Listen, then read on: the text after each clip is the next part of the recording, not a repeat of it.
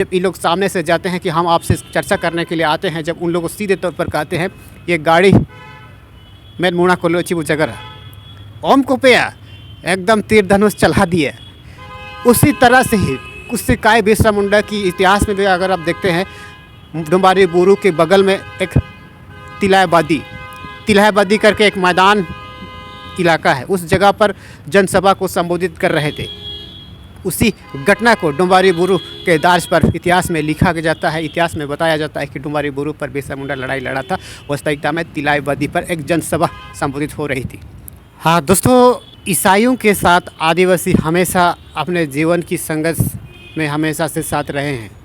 ईसाइयों के साथ जब से 1844 में जब अंग्रेज जब हुकूमत चल रही थी छोटा नागपुर में, उस समय में से ही ईसाई आदिवासी हमेशा आदिवासियों के साथ मिलजुल करके इस झारखंड में अपनी अलग राज्य की बात करें या फिर अपनी भाषा की लड़ाई में बात करें या फिर कोई भी अन्य तरहों की लड़ाई में एक दूसरे के साथ हिस्सेदारी करते हुए इस झारखंड में राज किया है।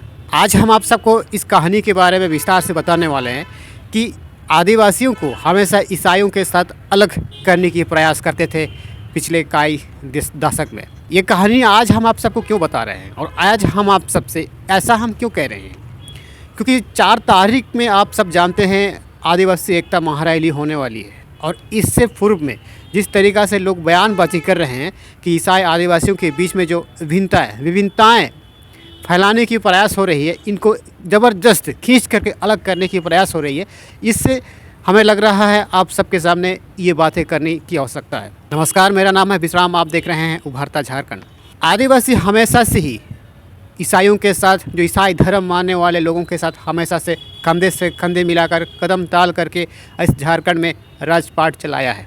अर्थात अपनी पारंपरिक विधि विधान के आधार से जिस तरीक़ा से जीवन यापन करते हुए आ रहे हैं। लेकिन आज के तारीख पर जब वक्त बदलती जा रही है, समय बदलती जा रही है, राजनीति के मुद्दे, राजनीति के सियासत, राजनीति में लोग पैर बदलते जा रहे हैं, तो ऐसे स्थिति में लोगों को उससे ज़बरदस्त खींच करके बाहर निकालने की काम हो रही है। आज के टाइम पर खास करके एकता महारैली में, आदिवासी एकता महारैली में खास करके उन लोगों का ये विरोध प्रदर्शन हो रहे हैं जो पिछले कई दशक से ये लोग लगातार प्रयास कर रहे हैं और आदिवासी ईसाइयों को कभी भी एक मंच पर, एक पटिया पर बैठने से इनको घबराते इसलिए हैं ताकि ईसाई समुदाय के लोग जो सच्चाई को जानने के लिए उसके सामने जो उठने बैठने लोगों को जब बताने लगते हैं तो विपक्ष लोगों को, उसके विरोधियों को घबराहट होती है, पेट में दर्द होने लगती है। क्योंकि आप सब जानते हैं जब भी हमारे झारखंड में इतिहास की अगर हम बात करें या फिर अधिकार की हम बात करें, अधिकार लड़ाई की हम बात करें, जब भी लड़ाई लड़ा गया है, CNT, SPT या फिर छोटा नागपुर टेनेसी या फिर संताल परगना, कोई भी अधिकार या फिर कोई भी कानून की बात करें या फिर कोई भी झारखंड में जो आदिवासी हित की जो अमेंडमेंट बनाई गई है, इस अमेंडमेंट में धरातल पर लाने के लिए, धरातल पर पटल पर लाने के लिए सबसे ज़्यादा ईसाई आदिवासी मिलजुल करके कदम से कदम, कंधे से कंधे मिला करके आज हमारे झारखंड में राज किया है। आप सब याद होगा जब पिछले बार 2018-19 से पहले जब हमारे इस झारखंड में भारतीय जनता पार्टी का सरकार हुआ करती थी, उस दौर पे आप सब याद होगा जब पत्तलगड़ी की मामला इस गति से जब तेज तरार पकड़ने लगती है, तो उस समय में भारतीय जनता पार्टी के रघुवर सरकार ने ये अपने प्रशासन कार्यकर्ताओं को कड़ी तौर पर चुनौती देते हैं कि ये लोग नक्सलियों की आड़ में पत्तलगड़ी करते हैं, ये किसी को घुसने की अनुमति नहीं देती है। अगर ऐसा ही करती है, अगर भविष्य में अगर 10-20 साल तक अगर ऐसा करती है, तो भारतीय जनता पार्टी को इस ऐसे समुदाय के बीच में, ऐसे गांव के भीतर में, ऐसे इलाका में, ऐसे राज्य में सरकार नहीं बना पाएगी। इसको आप किसी तरह से रोकना होगा। ऐसे आदेश अनुसार जिस तरीक़ा से जब पत्तलगड़ी के समय में अन्य जगहों पर जिस तरीक़ा से घटना घटती है, ये आप सब वाकिफ़ हैं या फिर आप जानते हैं। जिस तरीक़ा से अन्य जगहों पर, भले ही खूंटी जिला के इर्द गिर्द में या फिर खूंटी जिला क्षेत्र में जितनी भी जो पत्तलगड़ी करी गई है, इस जगह की मैं बात कर रहा हूँ। उदाहरण के तौर पर अगर आप देखते हैं घघरा में जिस तरह से जो घटना घटी है, जिस तरीक़ा से जो घटना घटी है, ये आप सब वाकिफ़ जानते हैं। ज़बरदस्ती तरीक़ा से इसको कुचलने का प्रयास किया गया है और इस जनसभा में, इस आंदोलन में सिर्फ आदिवासी लोग शामिल नहीं थे, ये आपको समझना होगा। जितने भी जो मुजिया चलकत या फिर जितनी भी जो आने जगहों पर जो पत्तल गाड़ी गई है, उस जगह पर सिर्फ आदिवासी समुदाय उस जगह पर अपना जनसभा को संबोधित कर नहीं रहे थे। आदिवासी सिर्फ जनसभा में सम्मिलित नहीं हो रहे थे, ये आपको समझना होगा।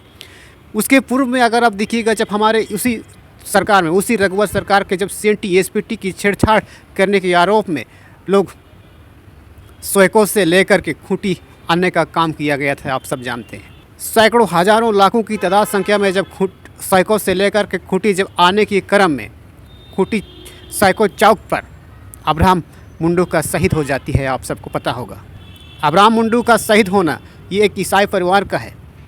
अब्राहम मुंडू का शहीद होना ये एक सीएनटी एसपीटी पर रघुवर सरकार के द्वारा छेड़छाड़ होने के विरोध में इन सब एक रैली महाजुटान करके आंदोलन के मार्फत खूंटी में सरकार को दिखाना चाहता था।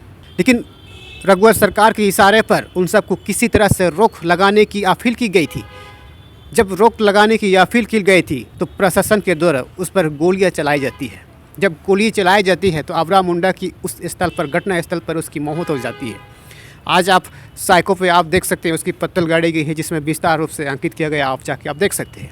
इतिहास इसका गवाह है। जब भी इस झारखंड में कोई किसी तरह की उलगुलान की बात करे या फिर कोई किसी तरह की बात करे, ईसाई आदिवासी कंधे से कंधे मिलाकर, कदम से कदम ताल लगा करके, एक कंधे पर एक कटिया पटिया में बैठ करके सदियों से अपने हक और अधिकार की लड़ाई लड़ते आ रहे हैं।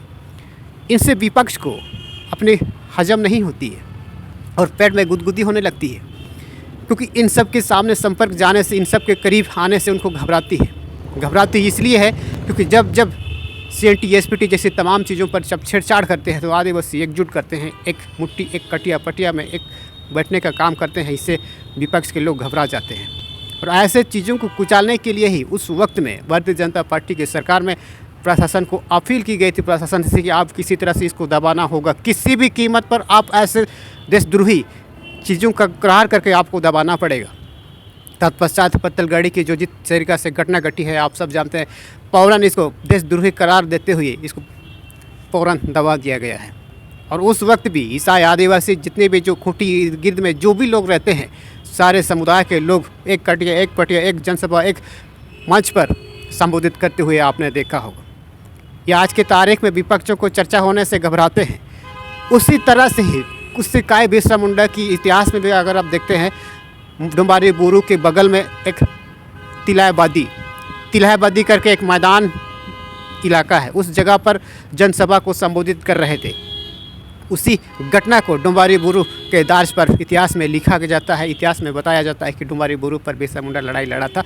वास्तविकता में तिलाहबादी पर एक जनसभा संबोधित हो रही थी। उस समय जब अंग्रेज कमिश्नर को ये पता चलता है कि ये मुंडा लोग क्या कर रहा है, आखिर इन लोग क्या गुप्तगू कर रहा है, इसको सामने से देखना होगा। जब इन लोग सामने से जाते हैं कि हम आपसे चर्चा करने के लिए आते हैं, जब उन लोगों को सीधे तौर पर कहते हैं ये गाड़ी मैं मुड़ा को लोची वो जगह ओम को पे एकदम तीर धनुष चला दिए। घटनाक्रम ये है कि उसी घटना को आज की तारीख पर उल्टा पुल्टा मनगढ़ंत कहानी बताया जाता है। सुकनपुर के इतिहास को भी अगर आप देखिएगा, डुम्बारी बुरू से लगभग 5 किलोमीटर की दूरी पर सुकनपुर में भी उसी घटना को फिर से दोहराई गई थी। जब सुकनपुर पे उस समय में किसी कंपनी के द्वारा एक टावर लगाने की बात कही जाती थी, लेकिन उस समय में भी उस इलाके के लोगों ने काफ़ी जोर से विरोध किया। आज की तारीख पर भी उस पत्तल में जितने भी जो नाम अंकित किए गए, जो उस समय शहीद हो गए थे, उन लोगों का सीधे तौर पर ईसाई लोग भी शामिल थे।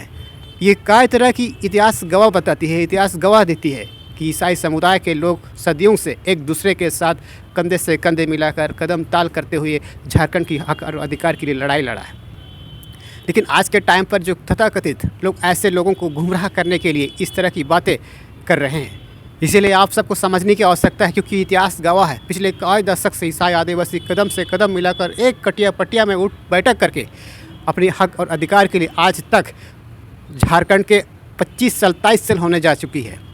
और उससे पहले 75 साल से ये आदिवासी ईसाई समुदाय एक दूसरे से एक करते हुए आज तक राजनीति के मार्फत कदम से कदम मिला करके चलती हुई आ रही है। लेकिन विपक्ष को हजम नहीं हो रही है। ऐसे हजम न होने की वजह से ही लोगों को गुमराह करने के लिए 10-16 विधियाँ अपनाती है। इसीलिए ऐसा चीज़ों को आपको समझना होगा। ये जानकारी आप सबको कैसी लगी हमारे उभरता झारखंड पर, अगर हमारी कई बातों से अगर आप सहमत हैं तो इस वीडियो को शेयर कीजिए, और चैनल को अगर आप सब्सक्राइब नहीं किए तो सब्सक्राइब कीजिए। फेसबुक पे अगर आप देख रहे हैं तो पेज को फॉलो करना बिल्कुल मत भूलिएगा, कि इसी तरह की जानकारी हम आपको देते रहते हैं। धन्यवाद।